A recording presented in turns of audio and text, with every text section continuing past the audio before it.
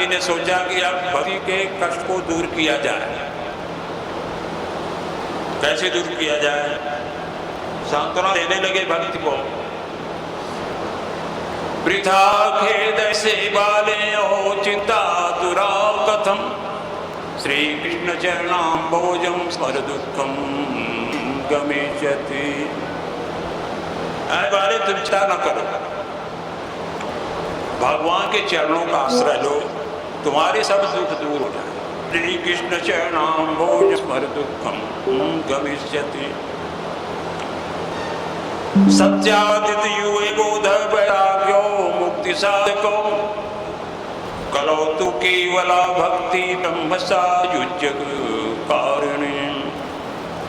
सत्य त्रेता द्वापर 3 युगों में ज्ञान और वैराग्य ये मुक्ति के साधन थे। लेकिन कलयुग में क्या है? भक्ति ही सायुज्य मोक्ष प्रदान करने वाली है। कलयुग में भक्ति ही सब कुछ है। जैसे अभी चर्चा की, भगवान का नाम ले कलयुग में और परम धाम को चले जाओ। तुम साक्षात कृष्ण चंद्र की प्रिया हो। नारद जी कह रहे किसको? भक्ति को। तुम साक्षात कृष्ण चंद्र की प्रिया हो। एक बार भगवान ने तुमसे कहा था कि तुम मेरे भक्तों का पोषण करो। तुमने भगवान की बात को मानी, भगवान प्रसन्न हो गए, तो मुक्ति को दासी के रूप में दिया और ज्ञान वैराग्य को पुत्र के रूप में दे दिया। मुक्तिम ज्ञानम विरक्तिम च सत्त्वा गता भुवि, प्रीतादिद्वार शांतम महानदेन संस्थिता। मुक्ति ज्ञान वैराग्य को लेकर के तुम द्वापर में बड़े आनंद से रहे, लेकिन कलयुग आते ही तुम्हारी दासी पाखंड रोग से पीड़ित हो गई। मुक्ति पाखंड रोग से पीड़ित हो गई और तुम्हारे ही आगे से वो वैकुंठ लोक को जाती है। जब जाते हो तो वो वापस भी आ जाती है।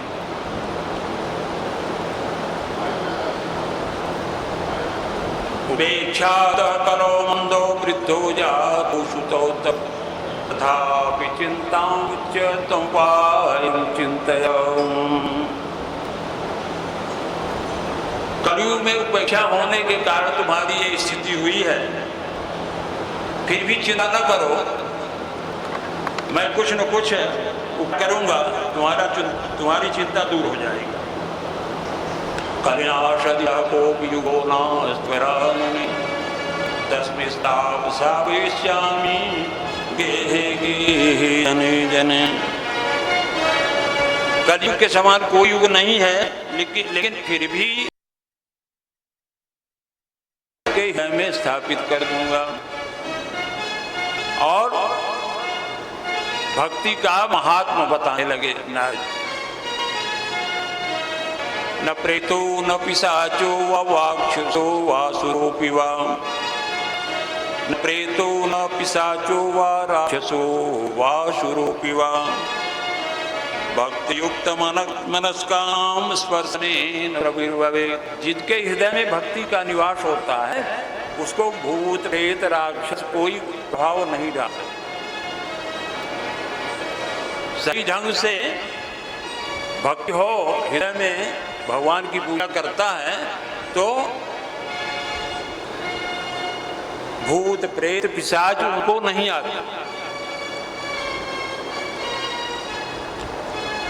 तपोभिज्ञानेनापि कर्मणा हरिः साध्यते भक्तानां तत्र गोपिका। भक्ति से ही भगवान जो है प्रसन्न हो जाते हैं। बाकी आप करते रहो कुछ भी, योग जप तपस्या। देखिए आगे कथा आएगी, उसमें भगवान ने जो एक रस की बातें बताई थी, इस सत्संग और योग को मिला दो। जीव का उद्धार हो जाएगा। तपस्या करने की बहुत जरूरत नहीं, जंगल में जाने की कोई जरूरत नहीं, घर में बैठे रहो, भक्ति करो, और जहाँ पे कार्यक्रम हो भगवान की लीला कथाओं के बारे में वहाँ उपस्थित हो जाओ। सत्संग, भगवान कहते हैं सत्संग से मैं जल्दी उठ हो जाता हूँ।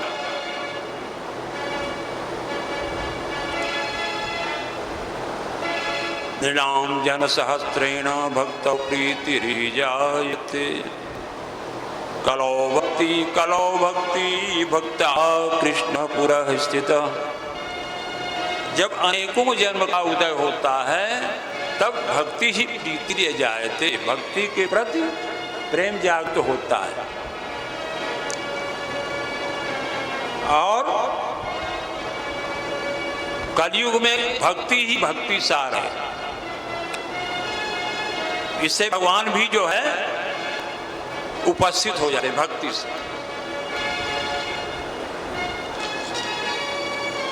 भक्ति दो कराई जाते सीदंती जगत दुर्वारा दुखमापन्न पुरा भक्ति विनिंदक। भक्ति से द्रोह नहीं करना चाहिए, जो द्रोह करेगा वो हमेशा दुख में ही रहेगा। भक्ति दो कराजे जाते सीदंती जगत दुर्वासा दुखमापन्न पुरा भक्ति विनिंदक। दुर्वासा जी ने किया था। अम्बरीश की कथा जब आएगी 9 स्कंध में, उसमें है दुर्वासा ने अम्बरीश जी के साथ किया था। हमें भगवान ने कहा कि तुम उन्हीं के पास जाओ जिसका कि तुम अपराध किए हो। तो दुर्वासा ऋषि को अम्बरीश शरण में आना पड़ा था। उन्होंने कहा कि प्रभु आप वहां क्यों भेज रहे हो अम्बरीश के पास? बोले दासा जी, साधो हृदय मह्यम साधवो हृदय तम मदन्नूत ते न जानन्ति नाहं तेभ्यो मनागसि। मेरा भक्त मेरे हृदय में रहता है और मैं भक्त के हृदय में रहता हूँ।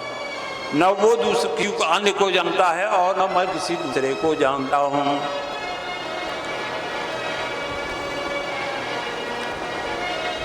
तो भक्ति देव कराए चति सीदंत जगत दुर्वासा दुखमापना पुरा भक्ति विनिंदक। अब भक्ति ने कहा, हो नारद धन्योस्मि प्रीति से मैं निसरा न कदाच मुच्चामि चित्ते स आश्यामि सर्वदा। भक्ति ने कहा आपने महात्मा सुनाया, हमें तो ताजगी आ गई। भक्ति के महात्मा को सुन के पुष्ट हो गई। लेकिन ये जो मेरे बालक हैं ज्ञान वैराग्य, उनमें कोई परिवर्तन नहीं हुआ। फिर अब इन दोनों बालकों को आप जगा दीजिए।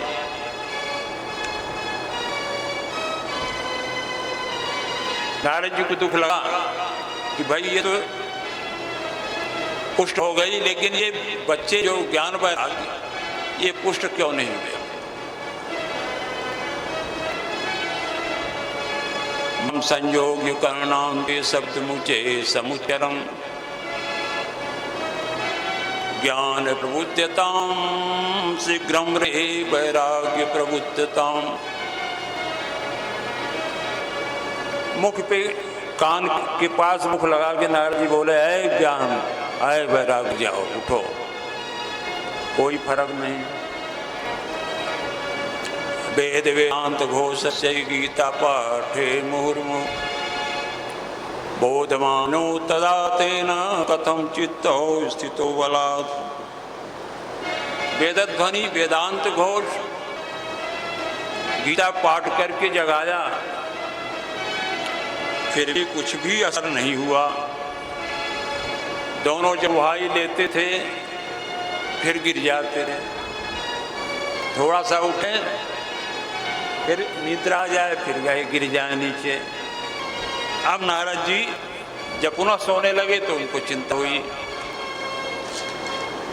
अहो निद्रा कथम याति वृद्धत्वं च महतरं चितयान्निति गोविंदं स्मारयामः।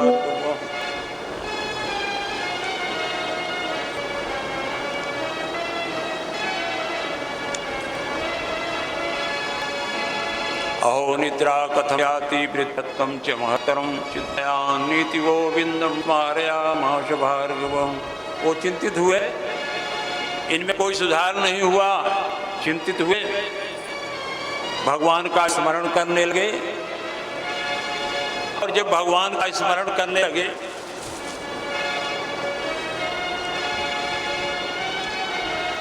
तब तक आकाशवाणी हुई। आकाशवाणी क्या हुई? व्योवाणी तदेव मुन्नारिसे खिद्यतामिति उद्यमस्तेयं भविष्यत् संशयः। आकाशवाणी हुई कि नारद जी मत करो, तुम्हारा उद्योग सफल हो, प्रयास हो, हताश होने की जरूरत नहीं है। व्योमवाणी दैवा पुण्यारिसे कृतामिति उद्यमः सफलस्तेयं भविष्यति न संशयः। एतदर्थं तु सत्कर्म सुरर्षे त्वं समाचर तत्ते कर्मविधास्यन्ति साधवः साधुभूषण। सत्कर्म करो और वो एक साधु शिरोमणि जो है, संत जो है, तुम्हें बताएंगे कि सत्कर्म क्या है। जब सत्कर्म बता देंगे तो क्या होगा? सत्कर्मणिते तस्मिन् सनिद्रा वृद्धतनयो गमिष्यक्षणाद् भक्ति सरतः प्रसरिष्यति। जब सत्कर्म क्या है? मुक्तिदायक कर्म। जब सत्कर्म इनके सुनाओगे तो इनकी निद्रा और जो वृद्धावस्था है सब समाप्त हो जाएगी और सर्वत्र हमेशा हर जगह जो है भक्ति का प्रसार हो। अब नारद जी चिंतित है। अभी तक तो ये था कि जग ही रहे थे, अब जब सत्कर्म की बात आई तो ये सत्कर्म क्या है? चल दिए वैराग को छोड़ करके, बोले सत्कर्म क्या? किसी से पूछने जाए कि सत्कर्म बताओ क्या है, कोई बताए नहीं। कोई सोचे कि हमें जानकारी नहीं, अरे बोले ये तो कठिन है, कोई नहीं बता सकता इसको। फिर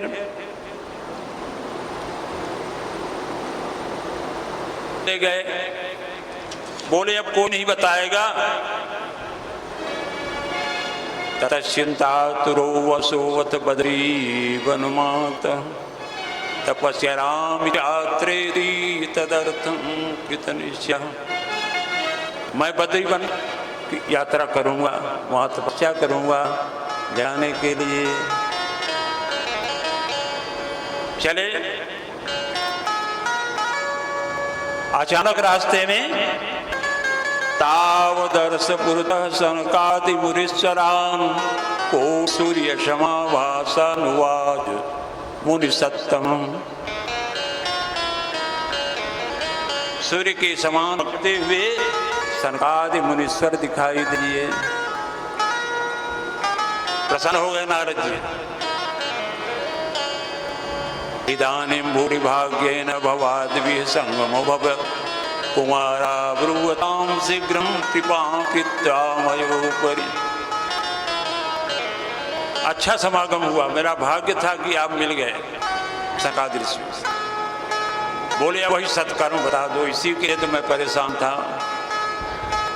बद्रीनारायण जाने वाला था, मिल गए तो आई दो।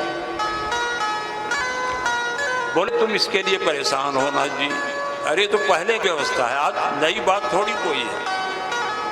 माँ चिंता कुरु देवर से हर समते समावह उपाय सुख साध्योता वर्तते पूर्वये वही। जिस आकाशवाणी सत्कर्म की बात कही है वो पहले से ही उपलब्ध है। तो क्या है उपलब्ध है? तो पहले से द्रव्य यज्ञ योग यज्ञ तथा परे स्वाध्याय ज्ञान यज्ञ सतेतु कर्म विसूचिका। द्रव्य यज्ञ, योग यज्ञ और स्वाध्याय रूपी ज्ञान यज्ञ, ये स्वर्ग को प्राप्त कराने वाले कर्म की ओर संकेत करते हैं। फिर क्या बोले? सत्कर्म सूचको नूनम ज्ञान यज्ञ स्मितो बुधय श्रीमद्भागवतालाप सतु गीत सुकादि। अरे सत्कर्म वही है श्रीमद्भागवत महापुराण, यही सुना दो, ज्ञान वैराग्य सब हष्ट पुष्ट हो जाएंगे, कोई चिंता नहीं। फिर समस्या आ गई नारद जी के पास, श्रीमद् भागवत पुराण सुना दो तो सब ज्ञान वैराग्य जो है तंदुरुस्त हो जाएंगे, वृद्धावस्था चली जाएगी। अब उनके दिमाग में आई नारद जी के, वेद वेदांत घोषस्य गीता पाठे मुहुर्मुहुः गीता पाठे प्रबोधित भक्ति ज्ञान विरागाणां नोदति शतकं यदा। अरे हमने तो वेद ध्वनि वेदांत और गीता पाठ करके जगाया, फिर भी नहीं जगे। तो श्रीमद् भागवत में भी तो वही है ना, वेद है, वेदों का है। दुविधा में पड़ गए, बोले इससे फर्क नहीं पड़ेगा। तब कादियों ने कहा अंतर है। क्या अंतर है? वेदोपनिषदा सारा जाता भागवती कथा अत्युत्तमा ततो वा पृथक भूता फलाकृति। बता रहे हैं ये जो श्रीमद् भागवत पुराण है वे उपनिषदों के सर से बनी है। जो सार से बना होता है वो ज्यादा प्रभाव रहता है उसमें। जैसे कोई आम का वृक्ष है, आम के वृक्ष में हर जगह रस रहता है, नीचे से लेके तने से लेके ऊपर, लेकिन कोई खाता थोड़ी है उसको। लेकिन वही जब रस के रूप में आम के में आ जाता है तो सभी को प्रिय लगने लगता है।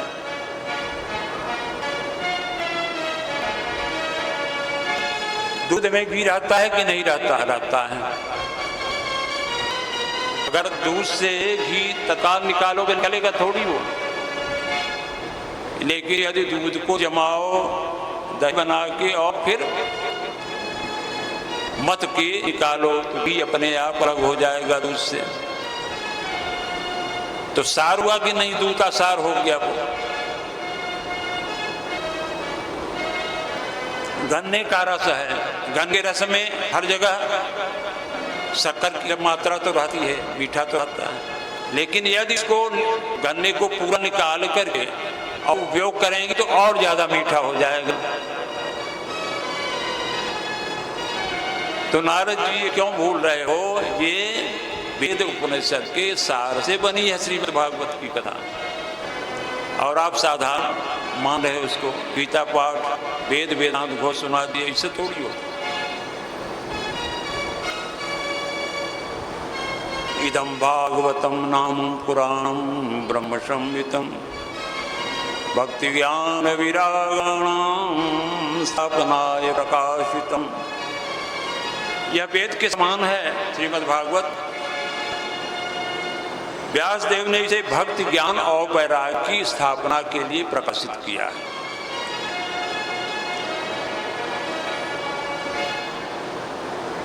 तब नारद जी ने कहा यद्दर्शनं विनिहन्त शुभानि सत्यम् यद्दर्शनं च विनिहन्त शुभानि सत्यम् श्रेयस्तनोति भवदुःखदवर्धितानां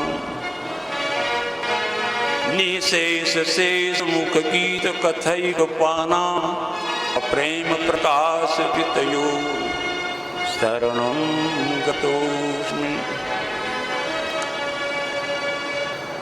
नारद जी ने कहा, आप जैसे संतों के दर्शन जाने से समस्त पापों का उपशमन हो जाता है। और जो प्राणी इस संसार में फंसे हुए हैं उनमें शीघ्र ही संत की वर्षा करता है। निशेष शेष मुख गीत कथई पाना, शेष जी के सहस्र मुखों से गाए हुए भक्त कथा का ही आप निरंतर पान करते रहते हो। प्रेम प्रकाश कृत शरणं गतोस्मि। प्रेम लक्षणा भक्ति के लिए मैं आपकी शरण लेता हूं। भाग्योदयेन बहुजन्म समर्चितेन सत्संगमं च लभते वृषो यदा वै अज्ञान हेतु कृत मोहमदान्धकारं नाशं विधाय हि तदोदयते विवेकम्। जब अनेकों जन्म के पुण्य का उदय होता है, सत्संग की प्राप्ति होती है। भाग्योदयेन बहुजन्म समर्थितेन सत्संगं च लभते पुरुषो यदा वै। फिर अज्ञान हेतु कृत मोहमदान्धकार नाशं विधाय हि तदोदयते विवेक। तब अज्ञान जनित मोह और मद अंधकार का नाश करके विवेक का उदय होता है। बोले वृंदावन बिहारी लाल की जय।